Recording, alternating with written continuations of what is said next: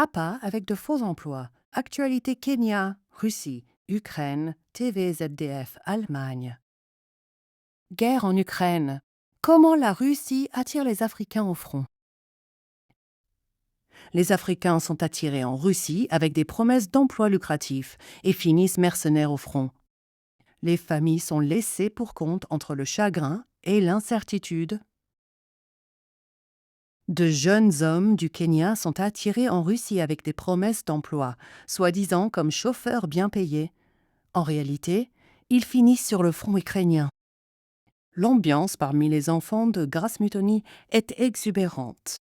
Quiconque voit Moses et ses favors jouer à la ferme ne ressent aucune peine face à la perte de leur père. Et il y a une raison à cela.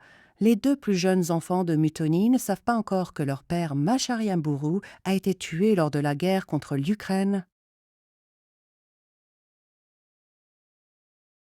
Des agents attirent les Kenyans avec de fausses offres d'emploi. Dans leur univers, ils travaillent toujours dans le métier pour lequel il s'est rendu en Russie, chauffeur pour l'armée. Le Kenyan, qui venait de perdre son emploi de chauffeur de bus, a été recruté par un agent. Pour son mari, dit Grace Mutoni, c'était un cadeau de Dieu. Mais après leur arrivée en Russie, la promesse s'est rapidement révélée être une tromperie. Il n'était plus question de le faire embaucher comme chauffeur.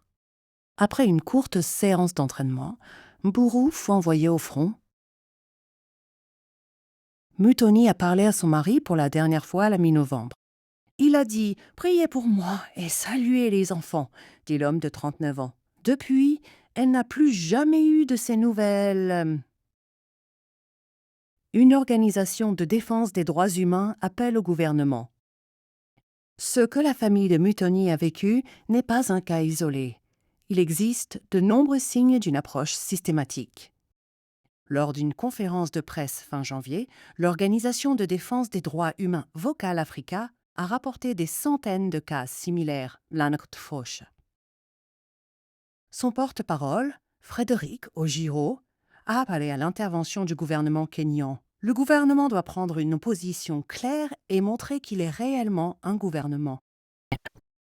Le ministre kényan des Affaires étrangères, Musalia Mudavadi, a confirmé que le gouvernement avait reçu de nombreux appels à l'aide.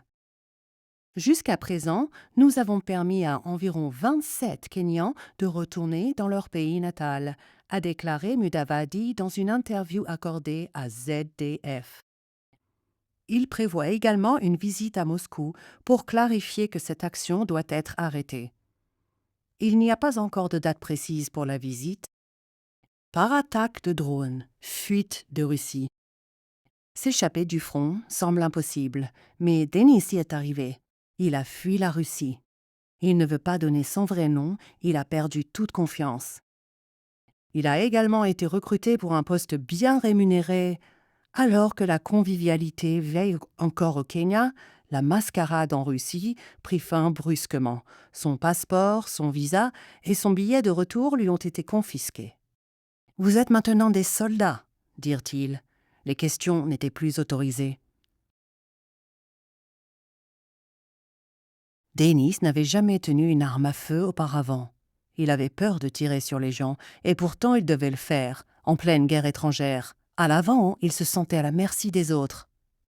Des centaines de personnes gisent mortes au sol, rapporte-t-il à ZDF. Après une attaque de drone des Ukrainiens, Denis est finalement arrivé à l'hôpital militaire avec une grave blessure à la main. De là, il a réussi à contacter l'ambassade du Kenya. Il a réussi à s'échapper. Tué dans une guerre loin de chez lui. D'autres n'ont pas eu la chance que Danny a eue. Le fils de Bibiana Wangari, Charles Waitarker Wangari, était parti pour la Russie en octobre. Elle l'avait accompagné à l'aéroport et avait rencontré la femme qui avait recruté son fils comme prétendu mécanicien de la compagnie. Elle avait touché plus de 1 000 € en commission auprès du père de 2 enfants. À ce jour, Bibiana Wangari est furieuse de cette rencontre. « Cette femme a vu une mère conduire son enfant à l'abattoir », dit-elle. En Russie, Charles subit le même sort que ses compatriotes. Il doit aller devant.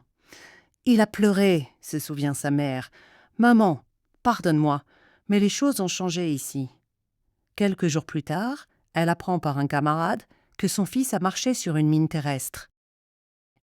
Charles Withacre Wangari avait 31 ans.